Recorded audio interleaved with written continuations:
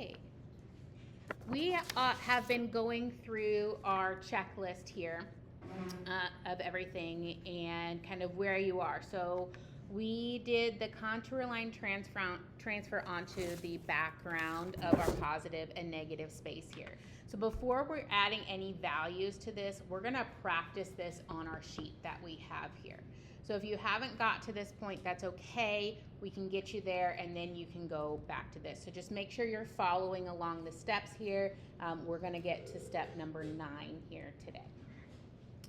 I'm going to take my page that I had my contour lines on for the newsprint. I'm going to add it to my practice paper, and I'm just going to take one of my designs here and transfer it on over to this paper. It should transfer pretty good still. You may need to kind of go back in and add some lines, but we're not looking for perfection as we go through. We're just getting ourselves a little bit of a start so that we know what to add on to from here. So I'm using a ballpoint pen just because of personal preference. I like the way that that looks.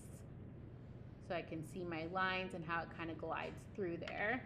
But it is up to you what you would like to do to transfer it. Pick that up, and now I have my design. You need to take your actual object and put it in front of you so that you will look at the object here, and then you're gonna start to get your pieces down that you see. So you can start to transfer the values and colors that are on there. You want to get part of the, here's the start of one I have already. You want to get part of the shadow of the table underneath here, but we're using our toned paper as that middle ground. So for that middle ground, I want some of that paper to come through. So I don't have the whites on here as the brightest whites.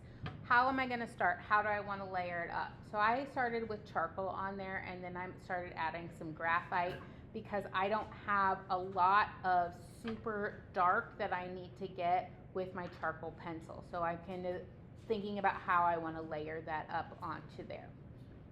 And then I'm going to add in some different colors. So if I look at my palette knife here, there's green on the inside. I don't have a green Conte crayon.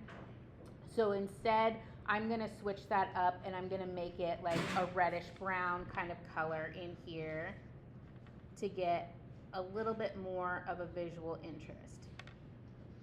You're going to have to kind of change up and mix and match colors of what you see. So here's an old one where I had a spoon that I did. I want to get the value on the back for what's underneath it for the table. I want to think about the values that I see in the spoon itself, and then I added values in there for brown. It is up to you for how you would like to add your colors and what you might want to substitute it with. I like the way that it looks with the browns on there and the reddish browns in there. So if you look at the wall that we have over there, it gives some emphasis to some things. It pulls the viewer's eyes in. But if you feel strongly about having it just maybe through black and white, that is fine with me too. You're the captain of that ship as you go through.